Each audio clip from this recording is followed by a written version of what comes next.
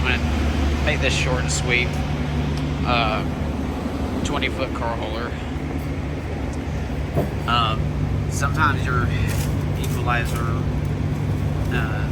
Cradle ends up looking like this. Several ways that this could happen. Like you jack up the trailer to work on wheels or anything like that, or if you hit a bump at high speed.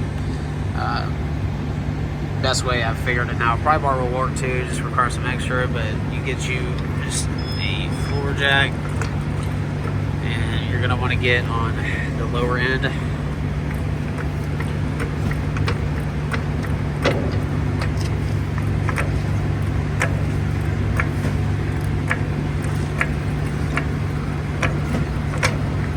And it's going.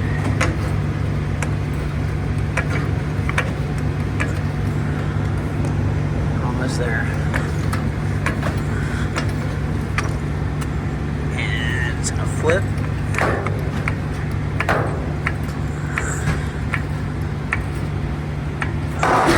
Just like that. Flip back over, drop it. Now you got your stabilizer back, just like that one back there. You good to go?